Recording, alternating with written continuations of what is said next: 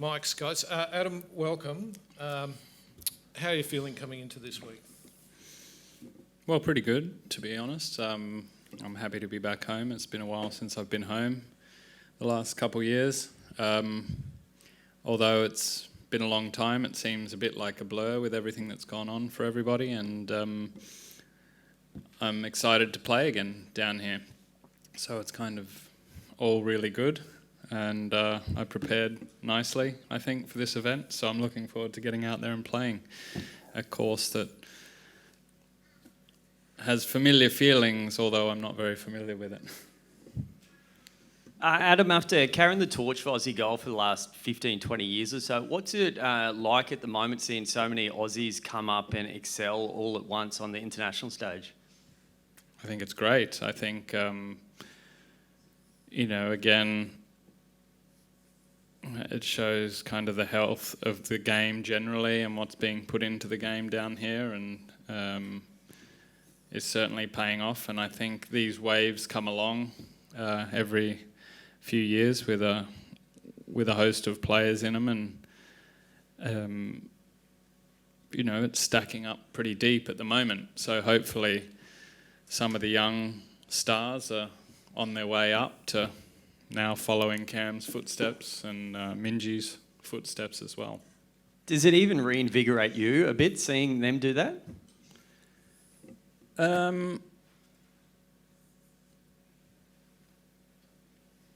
No, maybe indirectly. I haven't really thought about it, but I still haven't achieved all the things I wanted to achieve in my own career, and I think in a bigger conversation, it's been an interesting couple of years. Certainly, it's been frustrating for me.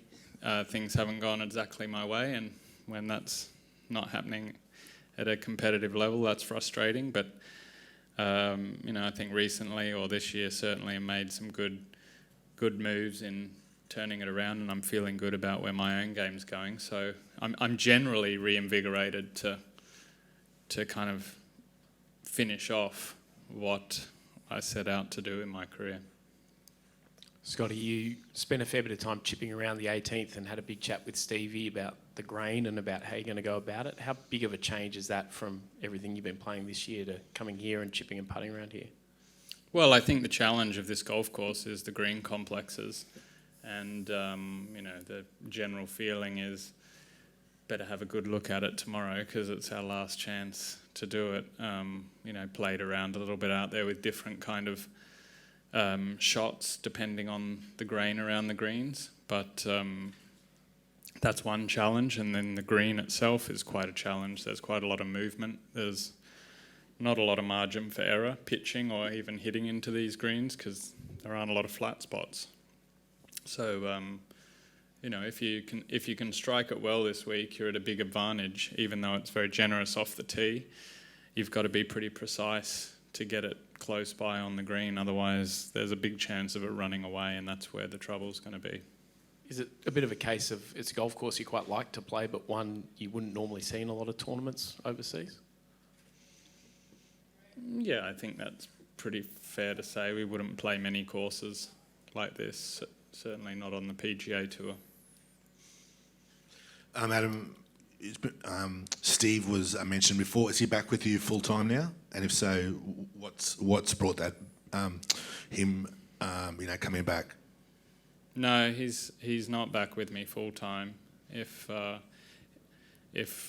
we continued on to work together past these 2 weeks, which is the intention, he'll be on like a job share with Greg, who's been caddying for me. And really the reason for that is some of the changes to the PGA Tour schedule next year, the intensity of play over the January to August season. Greg lives in Perth. It's very difficult to fly back and forth from Perth to play, and I felt it's a good opportunity to alleviate that stress, and Steve was interested to caddy again, so we're kind of seeing if we've got some magic in us these couple of weeks, and I'm sure it'll be good anyway, but I think it's a good time. I've job shared with Steve before out there, and Greg actually job shared with Louis Oosthuizen for 7 years. So I think it will fit me well. I mean, I thought long and hard about that opportunity, and obviously Steve and I have had great success. So I think there's good vibes happening all around, and that's what I want for next year out there too. Good vibes, fresh feeling. You know, I'm a little different player than I was when Steve first started caddying for me, and I think I'll be able to manage the job share quite easily. You just mentioned about the changes to the PGA Tour next year. You are happy with them? I think they're moving in the right direction. Yeah, I do. I think they've made some changes for next year, and I think there are more changes to come by the sounds of it. So I think they're moving in the right direction. Tony? Just while the microphone goes over, did you have to chase Steve to come and caddy for you, or did he make it? He was banging down my door. Couldn't wait. He loves it. Don't believe anything else he says. He loves it. He's loving getting back out here. No, Steve and I have stayed in touch ever since he worked for me. And, you know, you get to different stages in your life, whether you're Steve the caddy or Adam the golfer. And, you know, when I feel like when he stopped working, you know, he'd been away for a lot of his life travelling, and his son was at an age where he wanted to be with him while he was still a kid, and he's a big kid now. But, you know, he's now 17 years old, and he has his own career, actually. So, you know, and Steve's position in life has changed again, and mine has too. I'm in a very different position than when we left, and it's nice that we feel like it could marry back up again and yield some good results.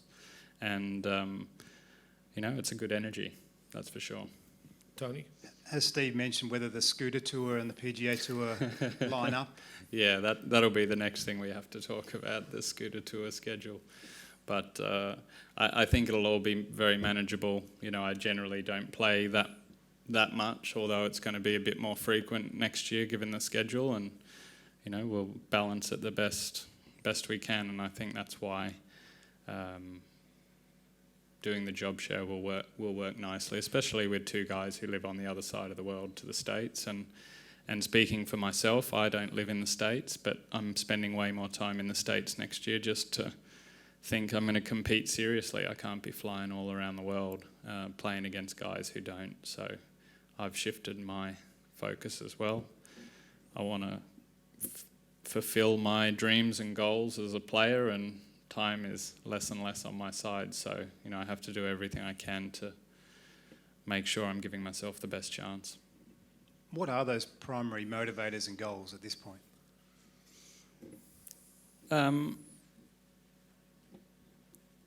You know, it depends how you look at it, but I guess I've wanted to win all the majors, and that sounds like a lot, but really it's 3 more events. It's just got to be the right week.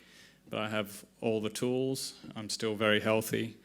I'm still moving the golf ball well, and I have a lot of experience, and I'm just trying to put it all together. And you know, it's a process to that. You know, certainly playing consistently better is going to help that. So I'm doing everything I can to kind of get that consistency up, like shifting my schedule around a little bit and spending a bit more time in the States next year and doing a little less travel. All these things to kind of chip away and get myself ready for the events I want to win the most. And now, is it true that there was an app launched here today, an Adam Scott app? It's not the Adam Scott app, but when a couple of buddies of mine during the whole COVID thing, we got together and created an app, and it launched in Australia today. It's called Fair Game, and it's a golf app. It's like a digital clubhouse, kind of a bit of a social network for golfers. We launched it in America in August, and it's been going well, so keep an eye out for it here. And I think we've just got one small presentation if anyone's got any other questions, but a little welcome home. Since it's your first time in beautiful. Australia for 3 years. Yes, thank you very much. When did you arrive home, actually, Adam? How long have you been home, and what's the plan? How long are you going to be back for? Yeah, I got home on Sunday, so I've really just been home a couple of days, and I just came straight to Brisbane. I got to see Mum and Dad real quick, and I'll hopefully get back up the coast after we finish in Melbourne, and my family will come down in a few weeks when the kids are out of school, and we'll stay pretty much until the Genesis tournament in LA, which is in mid-February, I think. So we've got a nice bit of time back here.